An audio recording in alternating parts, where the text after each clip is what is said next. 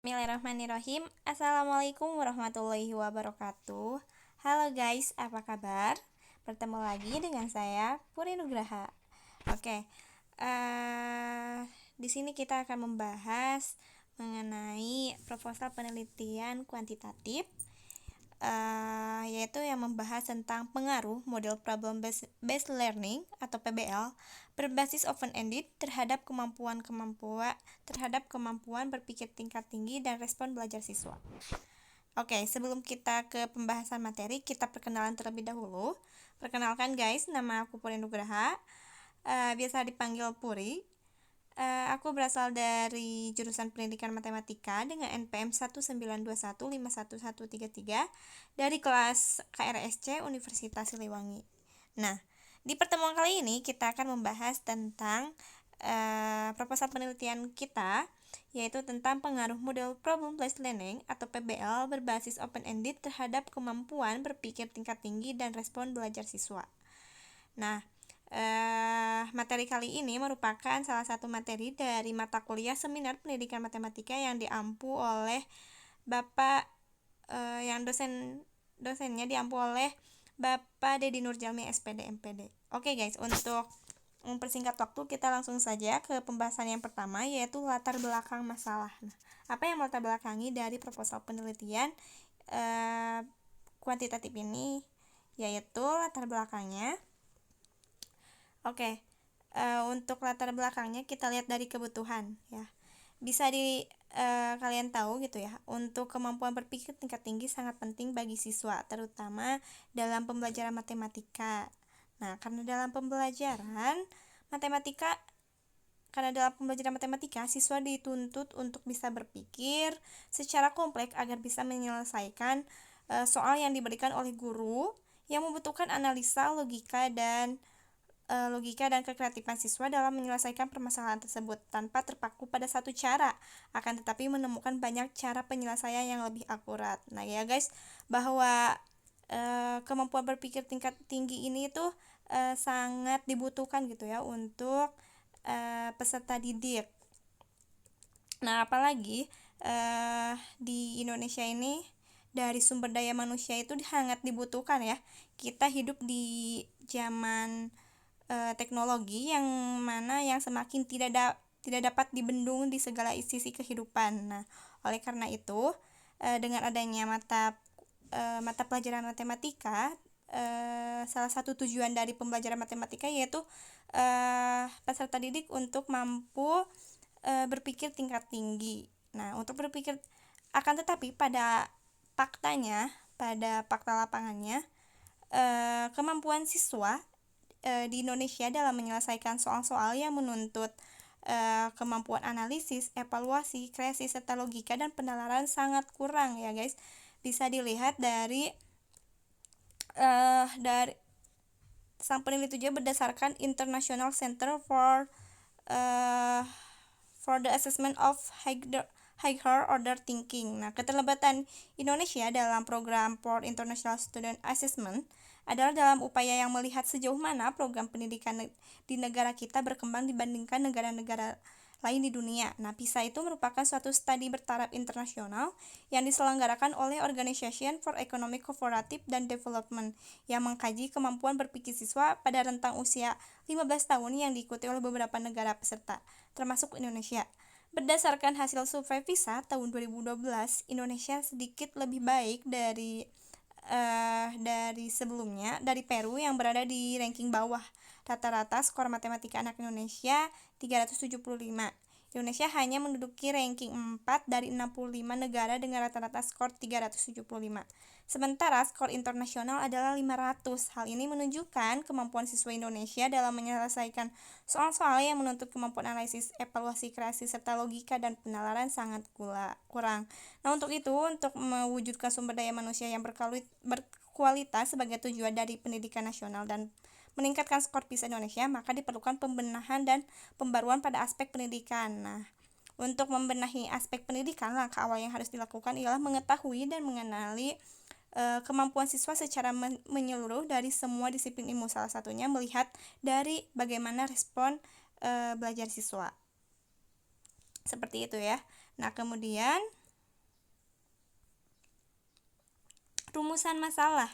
Nah, rumusan masalah berdasarkan latar belakang masalah yang telah diuraikan, maka rumusan masalah dari penelitian ini yaitu yang pertama, apakah ada pengaruh model problem based learning berbasis open-ended terhadap kemampuan berpikir tingkat tinggi dan respon belajar siswa? Nah, kemudian yang kedua, jika terdapat pengaruh, berapa besarkah pengaruh model problem based learning berbasis open-ended terhadap kemampuan berpikir tingkat tinggi dan respon belajar siswa? Nah, kemudian pembahasan selanjutnya yaitu definisi operasional. Nah, definisi operasional di sini bertujuan memberikan batasan pengertian terhadap istilah yang digunakan dalam penelitian untuk menghindari perbedaan persepsi dan kesalahtafsiran. Adapun variabel-variabel yang perlu didefinisikan dalam penelitian ini adalah sebagai berikut. Nah, yang pertama itu ada model problem based learning berbasis open-ended. Nah, problem based learning ini merupakan model pembelajaran yang menyajikan masalah untuk dipecahkan siswa, baik secara individu maupun kelompok dengan memahami konsep dari masalah yang ada agar dapat memahami esensi dari materi dan merangsang pemikiran kritis siswa untuk menyelesaikan masalah dengan cara yang mereka pahami. Nah, kemudian ada kemampuan berpikir tingkat tinggi. Nah, berpikir tingkat tinggi atau high order thinking skill atau disingkat HOTS adalah cara berpikir yang tidak lagi hanya menghafal secara verbalistik saja, namun juga memaknai hakikat dari yang terkandung di antaranya. Nah, untuk mampu memaknai makna dibutuhkan cara berpikir yang integralistik dengan analisis, sintetis, mengasosiasi hingga menarik kesimpulan menuju penciptaan ide-ide kreatif dan produktif. Nah, kemudian ada respon belajar siswa. Respon belajar siswa adalah perilaku yang lahir sebagai hasil masuknya stimulus yang diberikan guru kepadanya atau tanggapan untuk mempelajari sesuatu dengan perasaan senang. Nah, kemudian setelah definisi operasional ada tujuan penelitian. Nah, tujuan penelitian ini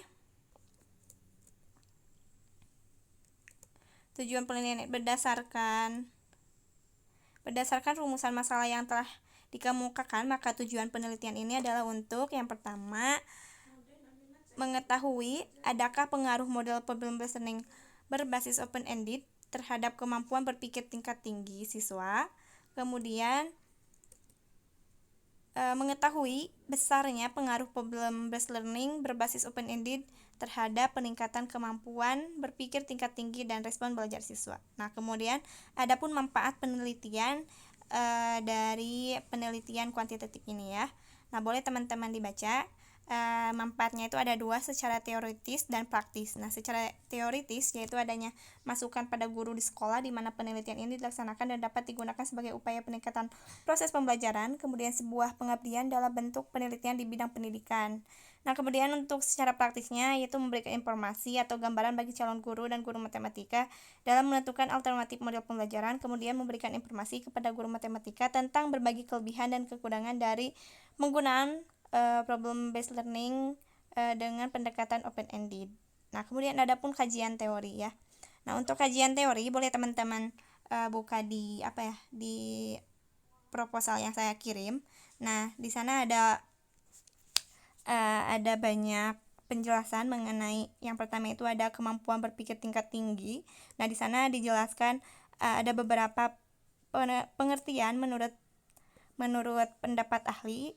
Namun bisa disimpulkan bahwa berpikir tingkat tinggi ini adalah keterampilan siswa dalam memecahkan masalah yang berkaitan dengan kreativitas, berpikir kritis dan logis.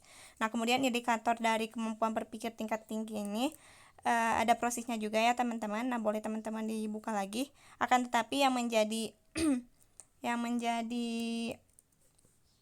indikatornya yang dipakai dalam penelitian ini adalah mengingat, memahami, menerapkan, menganalisis dan mengevaluasi.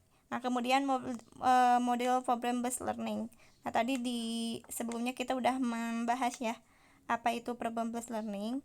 Nah, kemudian di problem based learning ini, model problem based learning open-ended ini, problem based learning atau yang lebih dikenal dengan PBL adalah suatu model pembelajaran dengan membuat konfrontasi kepada peserta didik dengan masalah praktis berbentuk instruktur atau open-ended melalui stimulus dalam belajar. Nah, ini banyak ya pengertian-pengertian dari para ahli, kemudian sintaks-sintaksnya juga pun ada di proposalnya. Oke, langsung saja kita ke kerangka berpikir. Nah, boleh teman-teman lihat kerangka berpikir dari penelitian kuantitatif ini. Nah, yang pertama itu tingkat berpikir siswa yang masih rendah. Dibuktikan tadi di latar belakang ya, teman-teman. Nah, kemudian faktor penyebabnya itu kurang respon dari belajar siswa, alias respon siswa yang sangat kurang.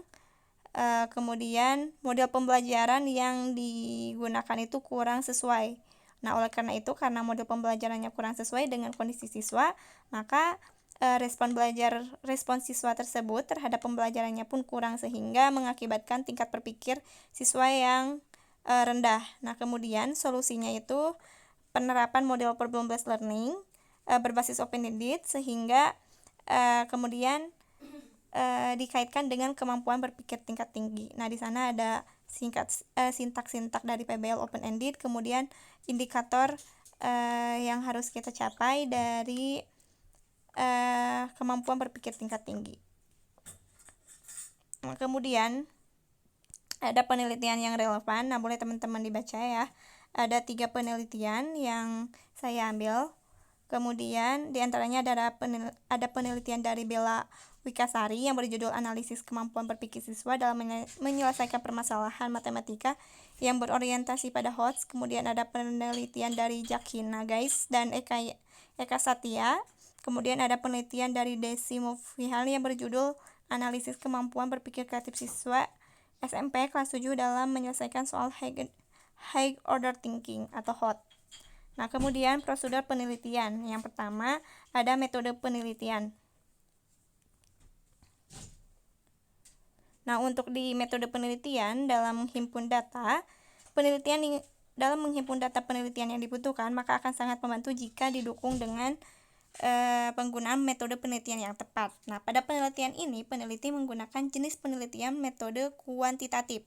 Nah, menurut pendapat Sugiono, metode penelitian kuantitatif dapat diartikan sebagai metode penelitian yang berlandaskan pada filsafat positivisme, digunakan untuk meneliti pada populasi atau sampel tertentu dan hal lainnya. Nah, kemudian populasi dan sampel penelitian. Nah, populasi dari penelitian ini adalah keseluruhan subjek penelitian.